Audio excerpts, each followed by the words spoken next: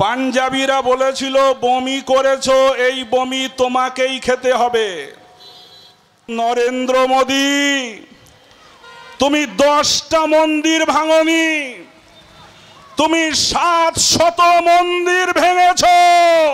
কৃষক আইন ওই শয়তান বাতিল করেছে না করেনি? জানা আছে আপনাদের? আপনারা জানেন মানুষ যদি সুখে থাকে, শান্তিতে থাকে, একজনের কষ্ট হয়, সেটা কে বলেন তো? মানুষ যদি সুখে শান্তিতে থাকে, কার কষ্ট হয়? শয়তানের। কার? শয়তানের। ভারতবর্ষের মানুষ সুখে শান্তিতে থাক, হিন্দু মুসলমান কাঁধে কাঁধ মিলিয়ে বাস করুক, কেন্দ্রে যে শয়তান বসে আছে ওই শয়তান এটা চায় না। ঠিক না ভুল? ক্ষমতায় আসার পরেই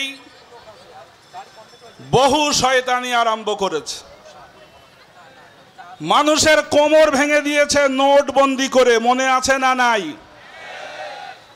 এখনো বহু গরিব মানুষ মাথা তুলতে পারিনি, কোমর সোজা করতে পারিনি, ব্যবসা শেষ হয়ে গেছে।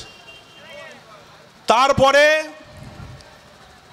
সিএএ এনআরসি করার জন্যে গোটা ভারতবর্ষে আগুন জ্বালিয়েছিল ওই শয়তান, মনে আছে না নাই? দেশ উত্তাল হয়ে উঠেছিল। তারপরে আবার কি হলো? সেনাবাহিনীতে নতুন একটা বিভাগ তৈরি করলো, অগ্নিবীর। দেশের জন্য যারা প্রাণ দেবে সৈন্য, তাদেরকে 5 বছর পরে চাকরি ছেড়ে দিতে হবে। দেশে আগুন জ্বলেছিল না জ্বলেনি? ভুলে গেছেন নাকি আপনারা? সব মনে আছে।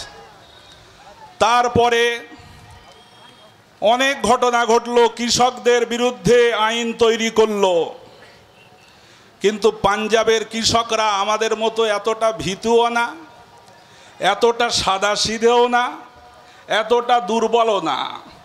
পাঞ্জাবিদের চেহারা দেখেছেন তো? পাঞ্জাবিরা বলল, যে বমি তুমি করেছো এই বমি তোমাকে খাইয়ে ছাড়বো। পাঞ্জাবিরা বলেছিল বমি করেছো, এই বমি তোমাকেই খেতে হবে।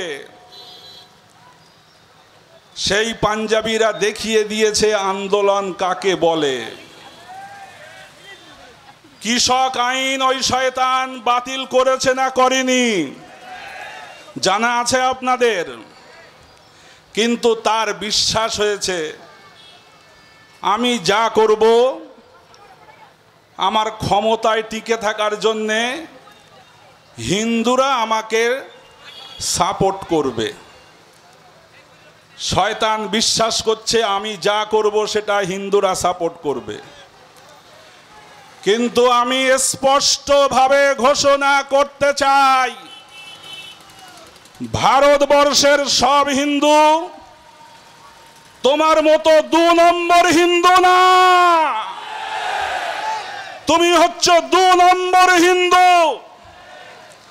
ভারতবর্ষের ইতিহাসে হিন্দুত্বের উপরে, হিন্দু ধর্মের উপরে যে রুলার তুমি চালিয়েছো, এই রকম রুলার অন্য কোন ধর্মের, কোন জাতির, কোন সম্রাট চালায়নি। তুমি প্রচার করছো ঔরঙ্গজেব হাজার হাজার মন্দির ভেঙেছে। আমি চাঁদ রাতে এখানে এসেছিলাম একটা সেমিনারে, তথ্য প্রমাণ দিয়ে বলেছিলাম হ্যাঁ ঔরঙ্গজেব মন্দির ভেঙেছে। সেটা কটা? মোট 10টা। 10টার বাইরে 11টা আপনি প্রমাণ নিয়ে আসেন, আমি চ্যালেঞ্জ করছি পারবেন না। 11টার প্রমাণ পাবেন না। কিন্তু 10টা মন্দির ঔরঙ্গজেব কেন ভেঙেছিলেন? প্রতিটির ঐতিহাসিক কারণ আছে। হিন্দুরাই তাকে বলেছিল এটা ভেঙে ফেলতে হবে।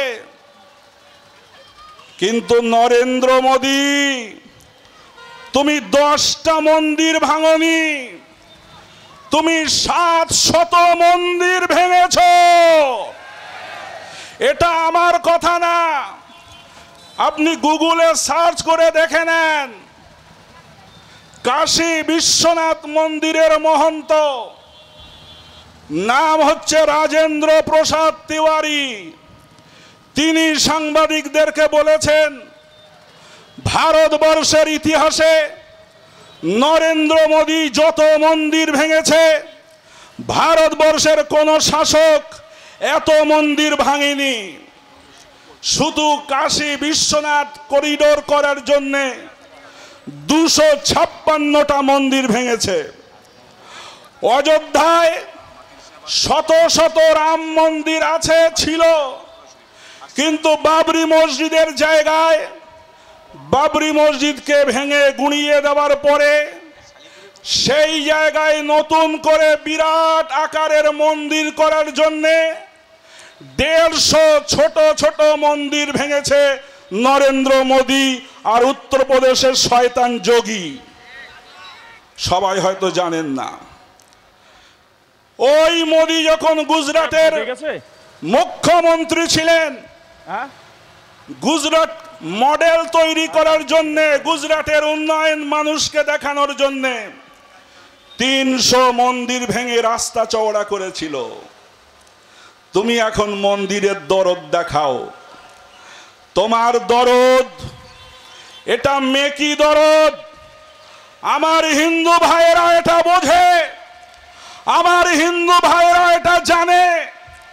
যে কারণে পার্লামেন্টের ভিতরে তুমি যে নতুন কালা কানুন এনেছো, এই কালা কানুনের বিরুদ্ধে মুসলমান যত না প্রতিবাদ করেছে, আমার হিন্দু ভাইরা তার থেকে অনেক অনেক অনেক বেশি প্রতিবাদ করে তারা প্রমাণ করে দিয়েছে আমরা নরেন্দ্র মোদীর সঙ্গে নেই, আমরা আছি ভারতবর্ষের সংবিধানের সঙ্গে। আমরা সংবিধান বাঁচানোর জন্য হিন্দু মুসলমান একসঙ্গে নরেন্দ্র মোদীর বিরুদ্ধে লড়াই করতে চাই। রাজি আছেন? রাজি আছেন?